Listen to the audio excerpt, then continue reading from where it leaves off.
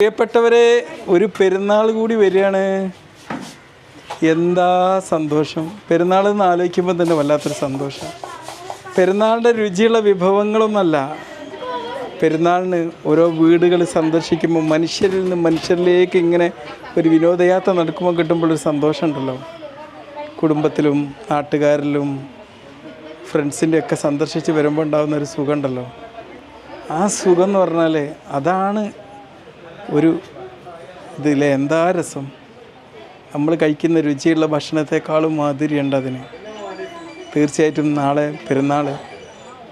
ഈ പെരുന്നാൾ ദിവസം എൻ്റെ പാട്ടുപെട്ടി വണ്ടിയിൽ ഒരുക്കി വെച്ചിട്ടുണ്ട്. നാട്ടിലേക്ക് വീട്ടിലും കുടുംബത്തിലൊക്കെ പോകുമ്പം ആ പാട്ടുപെട്ടിയിൽ ആൾക്കാരെ കൊണ്ട് പാട്ടൊക്കെ പാടിപ്പിച്ച് നമുക്ക് മറക്കാൻ പറ്റാത്ത ജീവിത മുഹൂർത്തങ്ങൾ അവിടെ ശേഖരിച്ച് വെക്കുക.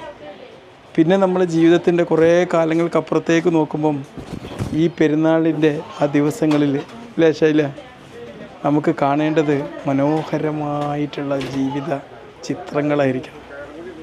അവിടെ തർക്കങ്ങളൊന്നും പാടില്ല. രാഷ്ട്രീയങ്ങളോ മതത്തിൻ്റെ പേര് തർക്കങ്ങളൊന്നും സംസാരിക്കരുത്.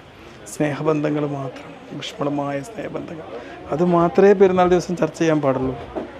സ്നേഹബന്ധങ്ങൾ, കാരുണ്യം, ദയ. അല്ലേ? 30 ദിവസം നോമ്പെടുത്തിട്ട് പട്ടിണി കിടന്ന് പട്ടിണിയുടെ വില മനസ്സിലാക്കി കാരുണ്യ പ്രവർത്തികൾ ഒരുപാട് ചെയ്ത് കാരുണ്യത്തിൻ്റെ ആ ഒരു കുളിർമ ഒരാൾക്ക് നമ്മൾ കാരുണ്യ പ്രവൃത്തി ചെയ്യുമ്പം നമുക്ക് അനുഭവിക്കുന്നൊരു സുഖമുണ്ടല്ലോ. അതൊരു വല്ലാത്തൊരു സുഖമാണ്. അതൊരു സിനിമ കണ്ടാലോ ഒരു പാട്ട് കേട്ടാലോ കിട്ടുന്നതിനേക്കാളും വലിയ മാധുര്യമാണ്. അതിൻ്റെ കൊടുവിൽ പെരുന്നാൾ. എല്ലാവർക്കും എൻ്റെ 1000 ഈദ് മുബാറക്ക്.